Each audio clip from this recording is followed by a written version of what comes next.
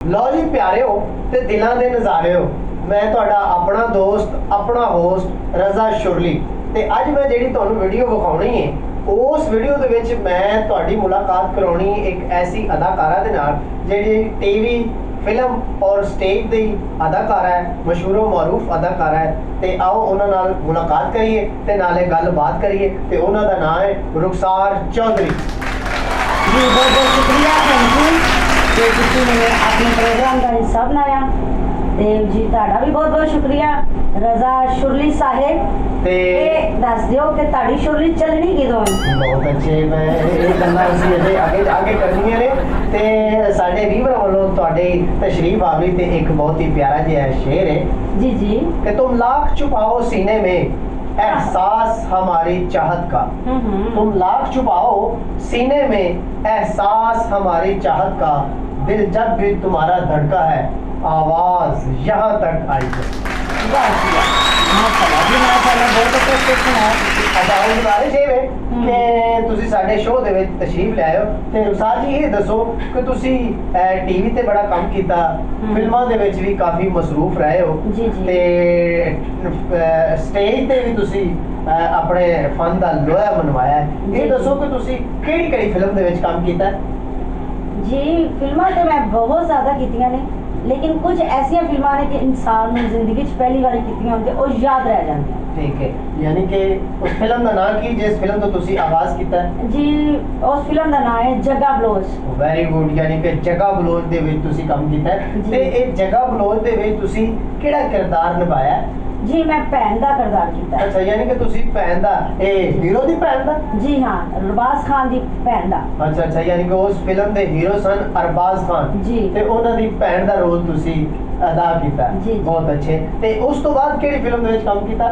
जी उस तो बाद शेरा रेशमा रेशमा ते शेरा। अच्छा माशाल्लाह, पंजाबी फिल्म सी जी जी रेशमा ते शेरा। रेशमा ते शेरा फिल्म दे विच भी तुसी यकीनन अच्छा काम भी कीता होना है। ते इस फिल्म दे फिल्म साज यानी कि प्रोड्यूसर कौन सा? जी खान साहब, मकसूद खान साहब। Very good. ते इस फिल्म दे डायरेक्टर कौन सा? जी इस फिल्म दे डायरेक्टर मलक इमदाद साहब। ओ वेरी गुड, बहुत ही अच्छा नाम है, बहुत ही अच्छे डायरेक्टर ने मलक इमदाद साहब। जी हाँ। इस तो अलावा तुसी और केड़ी फिल्म च काम कीता? जी इस तो इलावा मैं कीता है हसीना 420। ओ हसीना 420 जी। जिस तरह तुसी आप हो उसे फिल्म च तुसी काम कर लिया है, हसीना 420। ते इस फिल्म दे डायरेक्टर कौन सा? जी मलक इमदाद साहब। मलक इमदाद साहब। जी बहुत अच्छे। ते ये भी यकीनन अच्छी फिल्म होनी है। ते इस फिल्म तो अलावा और तुसी केड़ी फिल्म च काम कीता? जी अथरी मुटियार च कीता। अच्छा, यानी कि पंजाबी फिल्म अथरी मुटियार। जी जी अथरी मुटियार दे विच तुसी काम कीता है। जी इस फिल्म दे प्रोड्यूसर भी मेरा ख्याल है मकसूद खान साहब ही सन। जी हाँ। ते इस फिल्म दे डायरेक्टर कौन सी? खालिद मलिक साहब। ओ खालिद मलिक साहब, माशाल्लाह वो भी बहुत अच्छे डायरेक्टर ने। अच्छा मैडम जी ये दसो कि सारे पाकिस्तान की फिल्म इंडस्ट्री से इस वक्त हुण बड़ी तनज़ली का शिकार है ते मैनूं ये दसो कि हॉलीवुड दे विच एक फिल्म बनी सी जुरासिक पार्क, बहुत अच्छी फिल्म सी। ये जुरासिक पार्क फिल्म अगर साडे पाकिस्तान फिल्म इंडस्ट्री दे विच बनदी ते इस फिल्म दा नाम की होना सी? बड़ी किरली दे रोल। बड़ी किरली दे रौले। जी जी सारे ਉਹਦੇ ਮੁਤਾਬਕ ਇਹੀ ਬਣਦਾ ਹੈ ਨਾ ਕਿ ਵੱਡੀ ਕਿਰਲੀ ਦੇ ਰੋਲ। Very good. ਇਹ ਮੈਡਮ ਜੀ ਇੱਕ हॉलीवुड ਦੇ ਵਿੱਚ ਇੱਕ ਹੋਰ ਬੜੀ ਅੱਛੀ ਫਿਲਮ ਬਣੀ ਸੀ ਸਪਾਈਡਰਮੈਨ। स्पाइडरमैन जी जी ਅਗਰ ਇਹ ਹੋਈ ਸਪਾਈਡਰਮੈਨ ਫਿਲਮ ਸਾਡੇ ਪਾਕਿਸਤਾਨ ਦੇ ਵਿੱਚ ਬਣਦੀ ਤੇ ਇਸ ਫਿਲਮ ਦਾ ਨਾਮ ਕੀ ਹੋਣਾ ਸੀ? जी जाले गुजर। जाले गुजर दे। बहुत अच्छे बहुत अच्छे। ਤੁਸੀਂ बड़े फनी और बड़े जॉली मैडम हो। अच्छा ये दसो कि एक हॉलीवुड ਦੇ ਵਿੱਚ बड़ी अच्छी फिल्म बनी सी ਕੀ ਨਾਮ ਸੀ ਉਹਦਾ? सुपरमैन। सुपरमैन। हाँ, अगर ਇਹ ਹੋਈ सुपरमैन फिल्म पाकिस्तान ਦੇ ਵਿੱਚ ਬਣਦੀ ਤੇ ਇਸ ਫਿਲਮ ਦਾ ਨਾਮ ਕੀ ਹੁੰਦਾ? उड़दा राजपूत। ओ वेरी गुड, उड़दा राजपूत। बहुत अच्छे।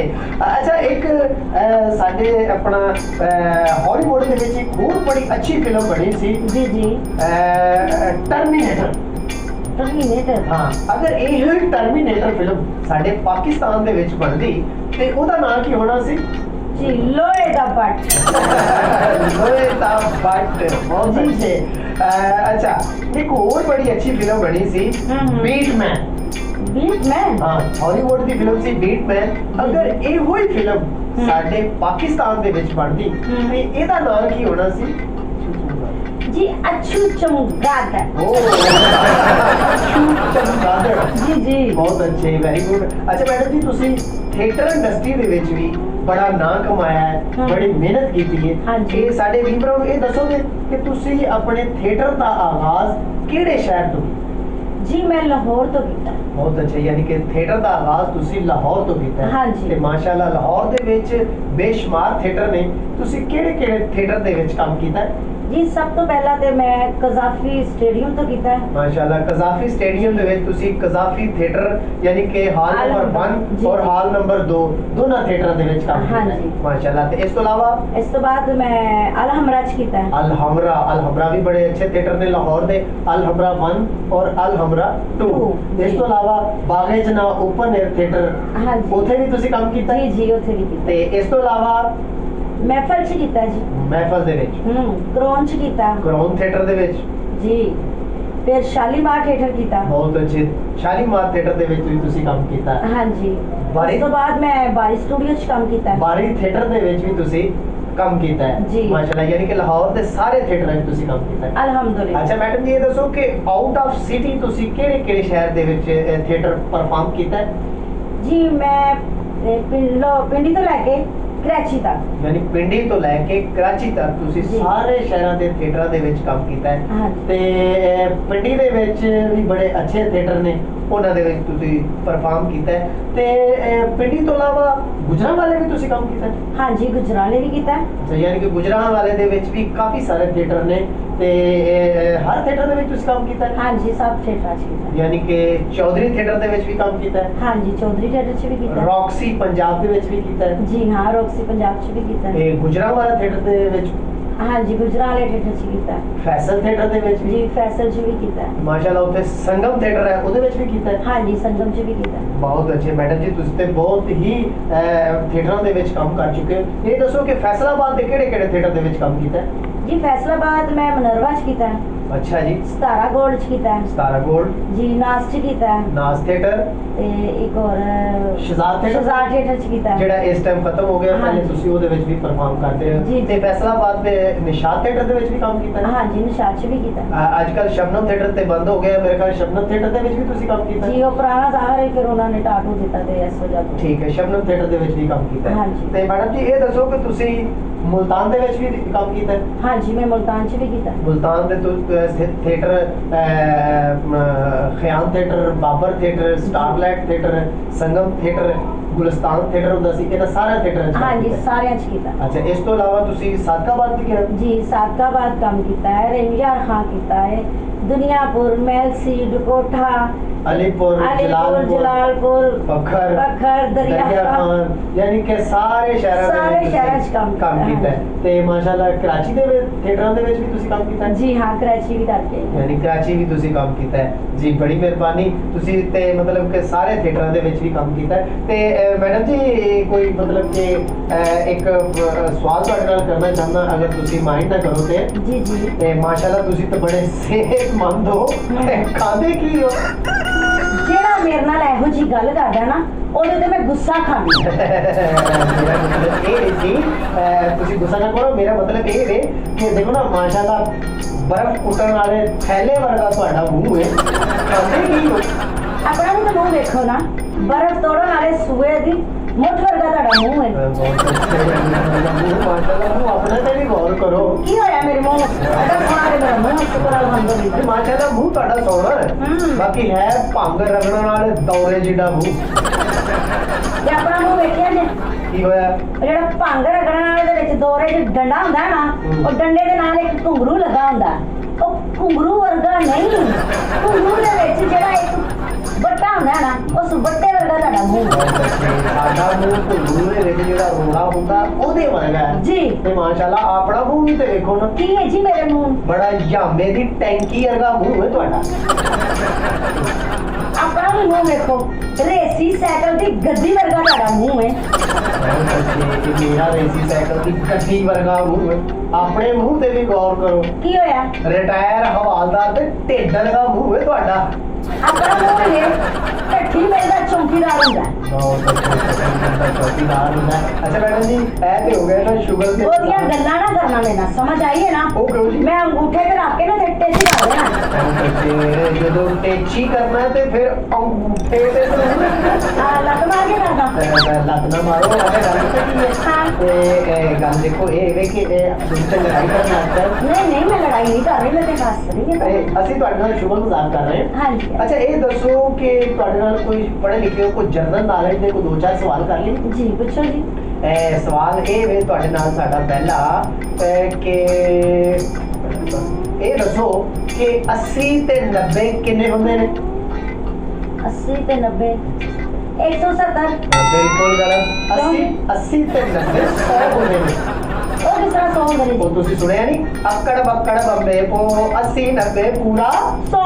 ਹਾਂ 100 ਹੁੰਦਾ ਇਹ ਕਿਹੜਾ 100 ਹੈ? ਹੈ 100 ਹੀ ਹੁੰਦਾ ਹੈ। ਅੱਛਾ ਇਹ ਦੱਸੋ ਮੈਡਮ ਜੀ ਹਾਂਜੀ। ਕਿ ਫਰਜ਼ ਕਰੋ ਤਾਰ ਦੇ ਉੱਤੇ 4 ਕਬੂਤਰ ਬੈਠੇ ਨੇ, ਹਾਂ। ਇੱਕ ਨੂੰ ਅਸੀਂ ਗੋਲੀ ਮਾਰ ਦਿੱਤੀ ਤੇ ਬਾਕੀ ਕਿੰਨੇ ਰਹਿ ਗਏ?